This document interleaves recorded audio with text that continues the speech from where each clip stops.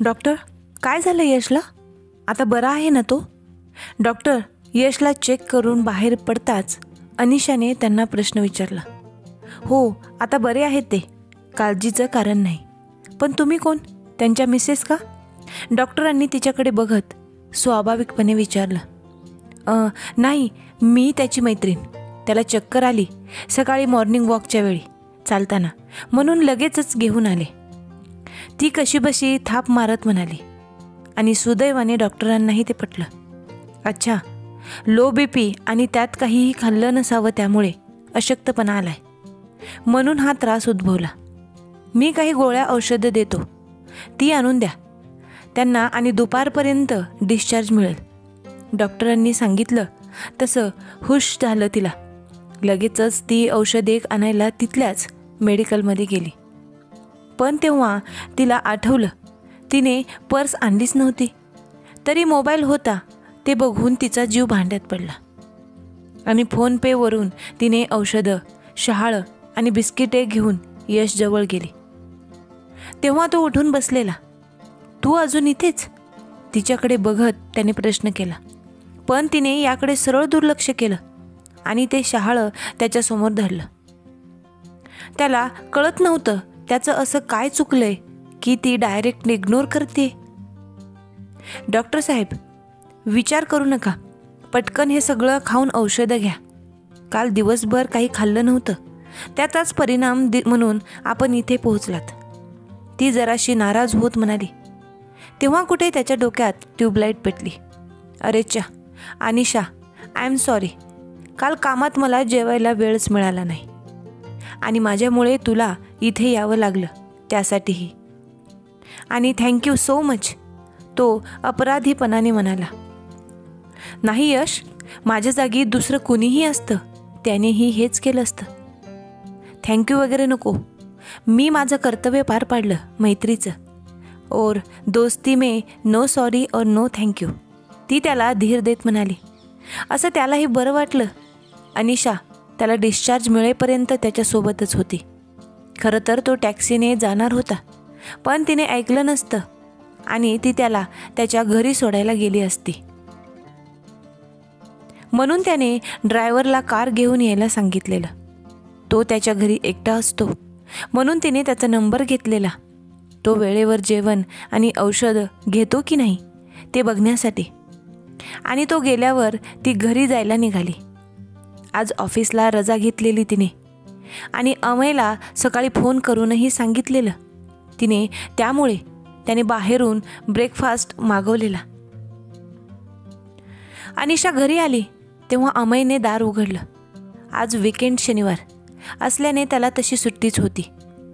पण सकाळच्या क्लासला मात्र त्याने दांडी मारलेली. अमय, तू आज क्लासला नाही गेलास? तिने बघताच त्याला विचारलं. नाही, तू नव्हतीस तर मला तुझी काळजी वाटत होती. मग तिथे लक्ष नसतं लागलं माझं, म्हणून घरीच थांबलो. आणि हो आई, तू आता स्वयंपाक वगैरे करत बसू नकोस, मी जेवण पण बाहेरून मागवलेलं आहे. अमय म्हणाला. खरं तर ती रागवेल असं वाटत होतं, म्हणून त्याने एवढं बोलून डोळे घट्ट मिटून घेतले. तिला मात्र माया वाटली त्याची आणि तिने त्याला तिच्या शेजारी बसवत त्याला कवटाळलं. इवलंसं होतं तिचं पाडस. आज किती समजूतदार आणि किती मॅच्युअरली वागते हे बघून तिला भरून आलं. बाबा, तुझ्याबद्दल विचारत होते. तू इतक्या सकाळी कुठे गेलीस ते? मी सांगितलं मग की ती मॉर्निंग वॉकला गेली आणि तिथेच तिला तिची मैत्रीण भेटली. मग ती तिच्या घरी गेली. अमय जीभ चावत म्हणाला आणि तिला हसू आलं. पण ते आवरलं तिने लगेच. उशीर होईल एवढंच सांगितलंय आईने, किंवा माहीत नाही म्हटलं असतं तरी चाललं असतं. खोटं नाही बोलायचं राजा परत असं. त्याने केस बोटांनी हलकेच विस्कटत ती प्रेमाने समजावत म्हणाली. सॉरी आई, पण खोटं नाही काही. छोटीशी थाप मारली फक्त. जसं ते आपल्याला इग्नोर करतात, थाप मारतात ना, तसंच. तो सहजपणे म्हणाला. पण यावरून अनिशाच्या चेहऱ्यावरचा रंग उडाला. कारण मयुरेशची उणीव किंवा त्याच्याबद्दलचा तिढा अमयच्या मनात निर्माण होऊ नये याची तिने आजपर्यंत खूप बारकाईने काळजी घेत आलेली. पण मुलांपासून कोणती गोष्ट फार काळ लपवून ठेवण्यात यश येत नाही, याचा प्रत्यय तिला आज येत होता. तेवढ्यात एक वेगळीच भीती तिच्या मनात चमकून गेली. मयुरेशच्या त्या गोष्टींचा सुगावा अमयला लागणार नाही ना? अमय हुशार, अभ्यासू आणि तितकाच समंजस होता. एकुलता एक असला तरी त्याने कधीही या गोष्टीचा त्याच्यावर दुष्परिणाम होऊ दिलेला नव्हता. याला कारण अनिशाचे त्याच्यावर असलेले उत्तम संस्कार आणि मयुरेशकडून जन्मता त्याला मिळालेली दूरदृष्टी. मयुरेश पण सेम असाच तर होता. पण वाईट गोष्टी शिकावाव्या लागत नाहीत. मग भविष्यात अमयने पण हीच चूक केली तर? नाही, शेवटी मी अमयला तीच चूक करू देणार नाही. तिच्याच अंतर्मनातील दोन विविध बाजू ऐकून ती भांबावली. आई, काय झालं? बरं वाटत नाही आहे का तुला? डॉक्टरकडे जाऊया का आपण? ती कसल्याशा भयानक विचाराने डिस्टर्ब झालेली. ते बघून तो काळजीने विचारत होता. अमय, तू म्हणजे मी तुला सांगितलेली उत्तम पुरुषाची लक्षणे, ती तू कधीच विसरणार नाहीस ना? त्यानुसारच वागशील ना नेहमी? ती जराशी धायकुतीला येऊन विचारत होती. अमयने तिला होकार दर्शवला. तिने त्याला लहानपणापासून शिवाजीराजे, शंभूराजे यांच्यासारख्या उत्तम पुरुष बनण्याचे धडे दिलेले. कारण मुलगा असला की पालक त्याकडे इतकं लक्ष देत नाहीत किंवा मुलींइतकं बंधने नसतात. त्यामुळे साहजिकच मुलं वाम मार्गाला लागतात. हे ती नेहमी पाहत किंवा ऐकत आलेली. आई, तू फ्रेश होऊन ये, आपण जेवायला बसू. मग त्यानंतर तू आराम कर, मग थकवा निघून जाईल तुझा, अमय तिला समजावत म्हणाला. तसं ती एकदा अपार मायेने त्याच्या डोक्यावरून हात फिरवत आत गेली. अनिशाने तिचं आवरल्यानंतर अमय आणि तिने दोघा मायलेकांनी एकत्र जेवण केलं. थोडा वेळ एनकेन गप्पा मारून अमय अभ्यास करायला त्याच्या खोलीत गेला. तेव्हा अनिशा जरा पडावं म्हणून बेडवर कलंडली. पण यशची विदारक कहाणी काही तिच्या डोळ्यासमोरून जात नव्हती. त्याची आठवण येताच तिने फोन हातात घेतला. दुपारचे 3 वाजलेले. जेवण करून औषधं घेतली असतील का त्याने? फोन करू का? पण तो झोपला असेल तर झोप मोड होईल ना त्याची. काय करू असा विचार ती करत होती. अखेर तिने मेसेज करून विचारू असं ठरवलं आणि तिने त्याला मेसेजवरून विचारणा केली. व्हॉट्सॲपवर मेसेज केल्यावर डबल टिक तर आली नाही म्हणून तो खरंच झोपला असेल असा अंदाज तिने बांधला आणि न राहून तिने त्याचा प्रोफाईल DP पाहिला. एका लहान मुलीसोबत यशचा तो फोटो होता. ती त्याची मुलगी निधी असेल हे लगेच तिला समजून गेलं. कारण दोघांची चेहरेपट्टी आणि हसमुख चेहरा सेमच दिसत होता. फक्त निधीचे नाके डोळे जराशे वेगळे होते. दोघांच्याही चेहऱ्यावर भली मोठी स्माईल होती. जगातला सर्वात मोठा आनंद, सुख, समाधान जणू त्यांना एकमेकांच्या रूपात मिळालेलं म्हणून ते इतके खुश दिसत होते. पण लगेचच दुसऱ्या क्षणी अनिशाच्या डोळ्यात पाणी आलं. त्या एवढ्याशा निष्पाप जीवाने किती काही सोसलं असेल. मृत्यू काय आणि कसा असतो हे कळायच्या आतच मृत्यूने तिला मिठीत घेतलेलं. या फक्त कल्पनेनेच मला मेल्याहून मेल्यासारखं होतंय. काळजाच्या असंख्य ठिणग्या पडत असल्याचा भास जणू तिला होत होता. तर यशची काय अवस्था असेल? कसा जगत असेल तो एवढं मोठं दुःख माथ्यावर घेऊन? त्या हसऱ्या चेहऱ्यामागे किती यातना दडवून ठेवल्या होत्या ना त्याने. एक छोटीशी चूक एका संयमी माणसाच्या हातून घडावी आणि त्याची शिक्षा म्हणून नियतीने जे होतं नव्हतं ते सगळंच त्याच्यापासून हिरावून घ्यावं. का देवा, तू फक्त चांगल्या लोकांच्याच बाबतीत इतका कठोर का झालास? तिच्या डोळ्यातलं पाणी थांबत नव्हतं. ती मुसमुसत तोंड दाबून रडत होती. आणि तेवढ्यात तिचा फोन वाजला. बघते तर काय, यशचाच फोन होता. तिला ते बघून अजूनच उफाळून आलं. पण त्याला आता यातून बाहेर काढायचं, हे सगळं विसरणं अशक्यच होतं. पण त्याने आता त्याच्या आयुष्यात मूव्ह ऑन होणं गरजेचं होतं. तिने लगबगीने डोळे पुसत दुसऱ्या का तिसऱ्या रिंगला त्याचा फोन उचलला. हॅलो यश, कसा आहेस? बरं वाटतंय ना आता? आणि औषधे घेतलीस ना? झोप झाली का तुझी? का आहेस तू? झोपून आराम कर ना. फोन उचलताच अनिशाने जणू तिच्या काळजी आणि किंचित हट्टाचा वर्षावच केला जणू त्याच्यावर. मी बरा आहे आता, औषध घेऊनच झोपलो होतो तासाभरापूर्वी, पण आता एक महत्त्वाचा कॉल आला. मग झोपेतून जागा झालो आणि मग डाटा ऑन करून मेल्स चेक करतच होतो. पण तुझा मेसेज आलेला नोटिफिकेशनमध्ये दिसला आणि मी रिप्लायही दिला. आणि रिप्लाय देताच क्षणी ब्लू टिक आली, पण रिस्पॉन्स काहीच नाही. आणि आता उशिरा फोन उचलून तुझा आवाज जरासा कापरा येतोय. यावरून काळजीने मलाच तुला विचारायचंय की तू बरी आहेस ना? यश गंभीरपणे बोलत होता. त्याने अगदी अचूक टिपलेलं, हेरलेलं तिच्या मनातलं हे बघून तिला आश्चर्य वाटलं. अरे कुठून कुठवर आलास तू?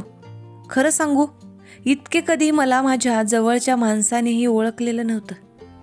यावरून तिचा रोग खरं तर तिच्या नवऱ्यासाठी होता हे कदाचित त्यालाही कळलं असावं.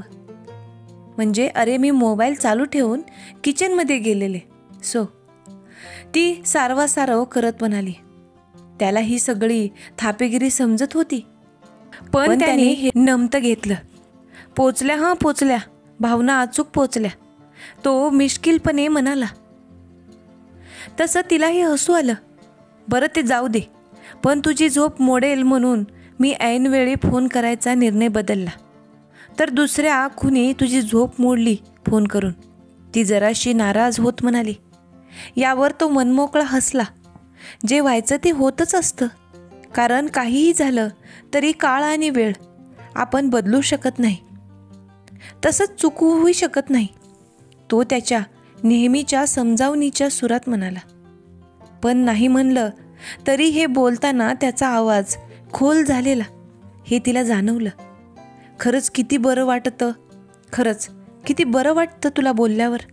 सगळा क्षीण निघून जातो. तू ना पॉझिटिव्हिटीचे खान आहेस. आता पटकन बरा हो, म्हणजे परत भेटू तिथे त्याच वेळी. अनिशा त्याला बोलतं करण्यासाठी पटकन बरा हो म्हणजे काय राव? मला असा कोणता मुक्का मार लागलाय की काही मोडलंय? मी फाईन आहे आणि कितीही काही झालं तरी मी पहाटेची त्या जागेव्यतिरिक्त अन्य कुठेच वेळ घालवू शकत नाही. गेल्या 5 वर्षात एकदाही खंड पडलेला नाही, तो नॉर्मली म्हणाला. पण तिला आश्चर्य वाटलं आणि कुतूहलही. अजून थोडा वेळ बोलून त्यांनी फोन ठेवला. त्यानंतर यशच्या मनातही अनिशाचे विचार घोळत होते. तिची काळजी, तिचं मैत्रीण म्हणून हक्क दाखवणं, तिचा प्रांजळ स्वभाव आणि सगळेच. काही महिन्यांपूर्वी नैराश्याला कंटाळून जीव द्यायला निघालेली, पण आता किती मोकळी आणि दिलखुलासपणे वागते.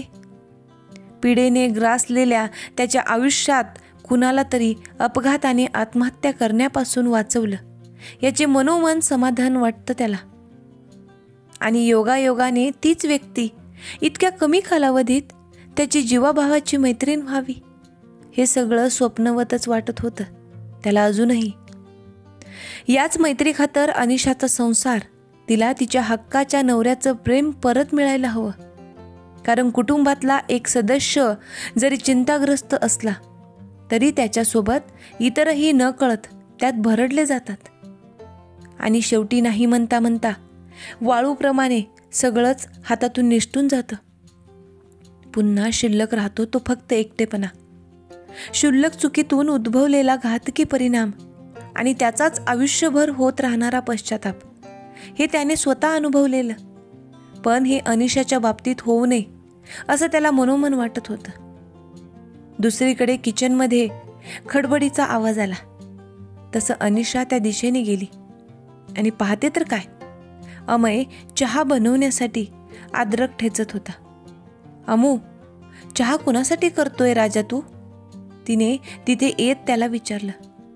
कारण त्याला काही किचनमध्ये जेवण आणि इतर सगळं गरम करणं याशिवाय काहीच येत नव्हतं. मी माझ्यासाठी दूध गरम करत होतो.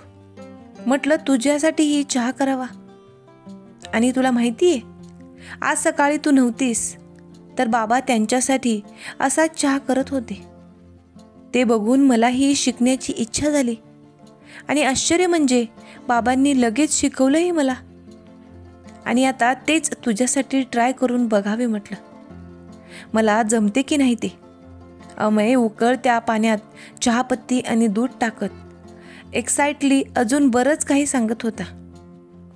ते ऐकून अनिशा भारावून गेलेली. ती फक्त प्रेमाने त्याच्याकडे बघत त्याला प्रतिसाद देत होती. थोड्या वेळाने त्याने चहा कपमध्ये गाळून भरला आणि तो कप अनिशाच्या हातात दिला. चहाचा तो सुवास किचनमध्ये दरवळलेला. तो त्या दोघांनीही दीर्घ श्वास घेत श्वासात भरून घेतला. आता अमयला उत्सुकता लागली होती की त्याने पहिल्यांदाच बनवलेला चहा कसा झाला असेल याची. म्हणून तो उत्सुकतेपोटी अनिशाकडे बघत होता. तिने एक सिप घेतला आणि तिच्या चेहऱ्यावर आश्चर्यकारक भाव पसरले. कारण चहा सेम टू सेम मयुरेश बनवल्यावर जसा हो लागतो अगदी तसाच झालेला. त्याच्या हाताची चवही मिसळली होती अमयच्या हातात, असं तिला वाटत होतं. आई, काय झालं? काही कमी जास्त झाले का? प्लीज लवकर सांग. अमयची एक्साइटमेंट ताणलेली आता जास्तच. चहा खूप भारी झालाय. Mind blowing. असं वाटतंय तुझ्या बाबांसारखाच डिक्टो बनलाय चहा. नाही, त्याहूनही मस्त झालाय. विश्वास बसत नाहीये ना? थांब, तू पण टेस्ट कर, अनिशा आनंदात म्हणाली. आणि तिने त्याला कपमध्ये चहा ओतून दिला. त्याने फुंकून हळूच पहिला शिप घेतला आणि खूप मोठं काहीतरी करावं असा आनंद त्याच्या चेहऱ्यावर झळकत होता. तेवढ्यात तिथे मयुरेश आला. आज तो लवकरच आलेला. कारणही अगदी तसंच होतं. त्याचं लक्ष कामात अजिबात लागत नव्हतं. अनिशा व्यवस्थित घरी पोहोचलेली असेल का? काय झालं असेल? आणि यासारखे असे अनेक प्रश्न त्याला सतावत होते. तिला फोन करायचंही धाडस त्याला होत नव्हतं. म्हणून तो आज लवकरच घरी परतलेला. तर या मायलेकरांचा किचनमधला संवाद त्याच्या कानावर पडला. सकाळी शिकवल्याप्रमाणे त्याने आता तसाच चहा अनिशाला करून दिलेला. आणि ते पिऊन तिला मयुरेशची आठवण आली. या विचारानेच तो मनातून प्रफुल्लित झालेला. तिला त्याच्या हातचा अद्रक घालून केलेला चहा फार आवडायचा. त्या आठवणी न कळत त्याच्या हृदयाची तार छेडून गेलेल्या. मयुरेश लगबगीने किचनमध्ये गेला. त्याला इतक्या लवकर आलेलं बघून ते दोघेही अवाक झाले. पण तो मात्र डोळे मिटून चहाचा सुगंध श्वासात साठवत होता. तेवढ्यात अमयने अत्यानंदाने त्याला सांगितलं की त्याने स्वतःच्या हाताने चहा बनवलाय. ते ऐकून मयुरेशला खूप आनंद झाला. अमयने लगेच चहाचा कप त्याच्या समोर धरला. त्याने विलंब न लावता लगेचच घेतलाही. गरम चहा घाईत तसाच घेतल्याने त्याच्या जिभेला चटका बसला. पण त्याची त्याला पर्वा नव्हती. त्याने अमयच्या गळ्यात हात घालत त्याला सुपर्ब अशी कॉम्प्लिमेंट दिली. रात्रीचं जेवणही त्यांनी तिघांनी मिळून गप्पा मारत केलेलं. आज कितीतरी दिवसांनी अमयला आईबाबांचा एकत्र वेळ मिळालेला. अमय तो जास्तच खुश होता. आणि ते दोघेही लेकाच्या आनंदात आपसातले मतभेद काही वेळ विसरून गेलेले. रात्री जेवणानंतर मयुरेश तिची खोलीत वाट पाहत होता. ती आली आणि थेट झोपण्याच्या तयारीत होती. तितक्यात मयुरेश बोललेला, अनु थांब, मला बोलायचंय जरा तुझ्याशी. तो शांतपणे म्हणाला. पण तिला वाटलं सकाळी ती कुठे होती याबद्दल बोलेल किंवा विचारेल. म्हणून तिने नुसता हुंकार भरला. मला माहिती आहे मी चुकलो. जास्तीत जास्त सुखसोयी मिळाव्यात या हव्यासाने मी जवळ असलेल्या माझ्या हक्काच्या गोष्टी मात्र दुरावल्यात. काय मिळवलं यापेक्षा अमूल्य असं तुझं आणि अमयचं प्रेम गमावलं हे मला आजच नाही तर मागच्या काही दिवसात दिसून आलं. खरं तर लगेच तू सगळं विसरून मला माफ करावंस इतका क्षुल्लक अपराध नाही आहे माझा. पण मी मात्र ठरवलंय या चुकीचं प्रायश्चित्त करून घ्यायचं आणि याची सुरुवात मी एका महत्त्वाचं पाऊल उचलून केलंय. बस इतकंच बोलायचं होतं. एवढं बोलून तो थांबला. पण मागच्या काही दिवसातलं तिचं त्याला इग्नोर करणं, सिरियसली न घेणं हे जाणून ती आत्ताही काही बोलेल याची अपेक्षा नव्हती त्याला. तरीही त्याने मात्र त्याचं मन मोकळं केलेलं तिच्यासमोर आणि तो थेट बाल्कनीत जाऊन उभारला. डोळ्यात आसवांनी गर्दी केलेली. मन आतल्या आत धुमसत होतं. तो एकटक कुठेतरी पाहत तसाच खिन्नपणे उभा होता. काय गमावलं हे गमावल्यानंतरच का उमसतं हा प्रश्न त्याच्या खिन्नतेत अजून भर घालत होता. तेवढ्यात जवळून अचानक आवाज आला. जवळची व्यक्ती अंतराने म्हणा किंवा मनाने जितकी दूर निघून जाते तितकी ती अधिक जवळची वाटू लागते. मग सुरू होतो हिशोब आत्तापर्यंत झालेल्या चुकांचा. पण नेमकं यावेळी याहून जास्त गरज असते ती त्या चुका दुरुस्त करण्याची. त्याने आवाजाच्या दिशेने बघितलं तर शेजारी स्वतः अनिशा येऊन थांबलेली. समोर कुठेतरी बघत डोळे तर तिचेही पाणावलेले. मनात काहूर उठलेलं. त्याने ते बघितलं. कदाचित तिने मागच्या 2.5 वर्षात जो त्रास सहन केलेला त्याचा मनस्ताप होत होता त्याला. ही चूक आता दुरुस्त नाही होऊ शकत. मी हा जॉब, हे पद आणि त्यातून मिळणारे सगळे बेनिफिट्स सोडणार आहे. खरं तर आता हे पाप माथ्यावर घेऊन जगण्याची अनिवा अन्याय होईल तो विचार आणि माझ्यातला पुरुषार्थ मला मरू देणार नाही. कदाचित हेच माझं प्राक्तन असेल, तो अश्रू अडवत निर्विकारपणे म्हणाला. पण त्याच्या या बोलण्याने तिला मात्र रडू आलं. तिचा आता बांध फुटलेला. ती हमसून रडायला लागली. किती समंजसपणा दाखवत होता ना तो. किती विचारपूर्वक पावलं उचलत होता. आणि मी मात्र फक्त माझाच विचार करत होते. आणि त्याचं एवढ्याशा प्रसंगाने सगळं सरळ मागचा पुढचा विचार न करता स्वतःला संपवायला निघालेले. अमयचा विचारही आला नाही माझ्या मनात त्या क्षणी, ना कोणत्या नात्याचा. मी फक्त स्वतःच्याच आत्मपीडेत स्वतःला गुरफटून घेतले होते. खरं तर माफी मला मागायला हवी या विचाराने ती आतून पिळवटलेली. मयुरेशने तिला सावरलं आणि आत आणून बेडवर झोपवलं. मयुरेश हेच ती सतत बोलत होती. तिच्या आसवांनी तो चिंब झालेला. तो शांतपणे तिच्या पाठीवरून हात फिरवत तिला सावरण्याचा प्रयत्न करत होता. खूप दिवसांनी त्यांना एकमेकांच्या स्पर्शात प्रेम जाणवत होतं आणि त्या प्रेमाच्या हिंदोळ्यावर ते दोघेही स्थानापन्न झालेले. बरोबर पहाटेला तिला जाग आली. अखेर तिने मयुरेशचा हात अलगद बाजूला ठेवला आणि ती निघाली. जाताना तिच्या मनात अनेक विचार येत होते. मयुरेशला सांगावं का यशबद्दल? माझा जीव वाचवला त्याने, एवढंच नाही तर जगण्याचा अर्थही सांगितला. मयुरेश समंजस आहे, मग तसंच समजून घेईल ना तो. ती संभ्रमात पडलेली. पण आता तो झोपलाय, परत सांगू असा विचार करत ती निघाली. ती तिथे येऊन पोहोचली तर यश आधीच तिथे आलेला. डोळे मिटून शांतपणे तो बसलेला. चेहऱ्यावर समाधान वाटत होतं त्याच्या. त्यामुळे तो प्रसन्न चित्ताने बसलेला दिसत होता. ती आल्याची चाहूल त्याला लागली, पण त्याने डोळे उघडले नाहीत.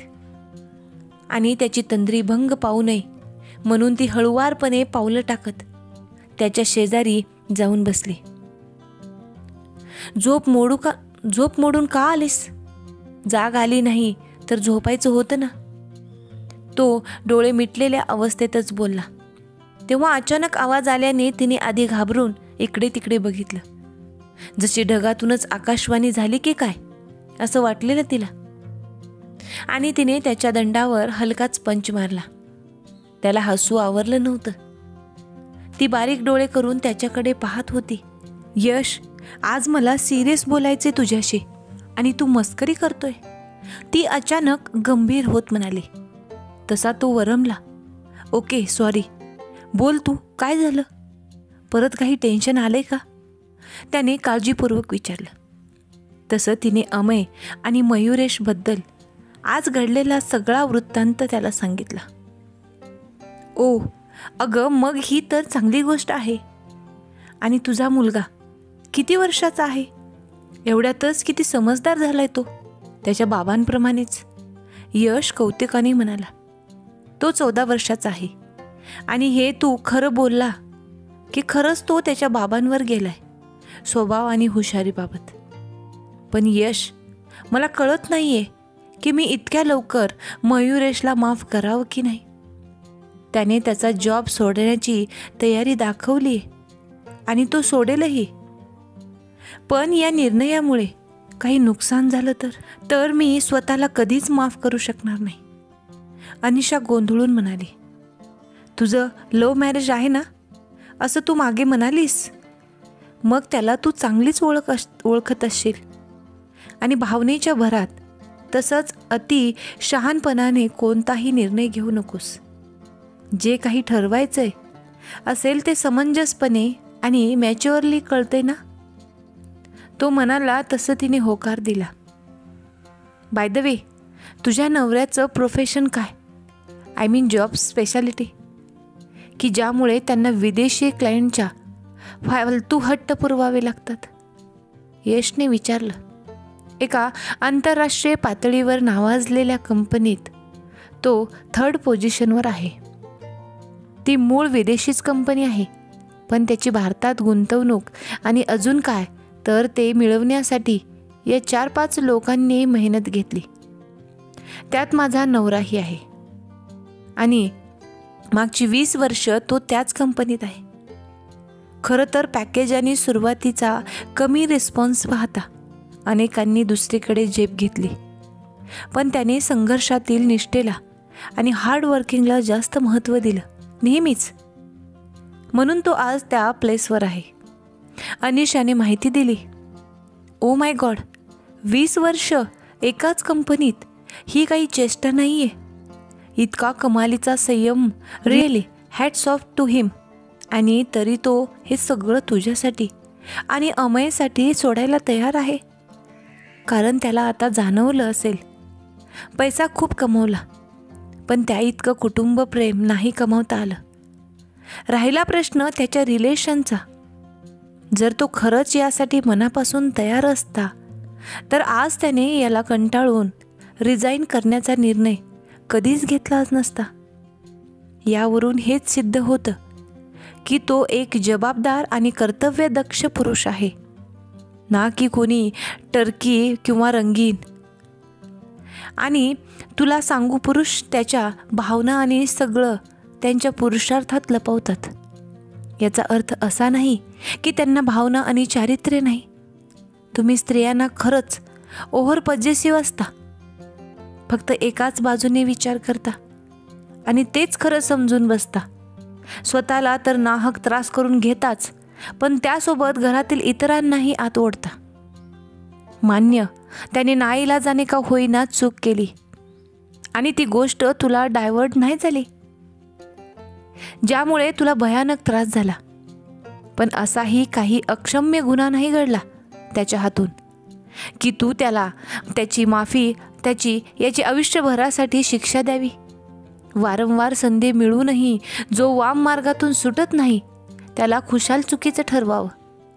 पण जो संधी मिळायच्या आत पश्चातापाने त्याचं प्रायश्चित्त करून घ्यायला तयार निघतो त्याला चुकीचं ठरवून तुम्ही त्याच्यावर फक्त अन्यायच नाही तर खूप मोठा गुन्हा करत असता.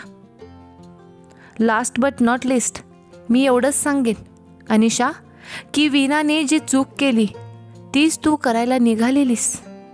जर मी तेव्हा तिथे पोहोचलो नसतो तर आज त्याची अवस्था माझ्याहून भयंकर असते. तू वीणापेक्षा नक्कीच मॅच्युअर आहेस. आय होप तू चुकीचा निर्णय घेणार नाहीस. एवढं बोलून तो थांबला मी मात्र त्याच्या वास्तविक शब्दांनी पुरती घायाळ झालेली. यश, मी चुकले रे यश.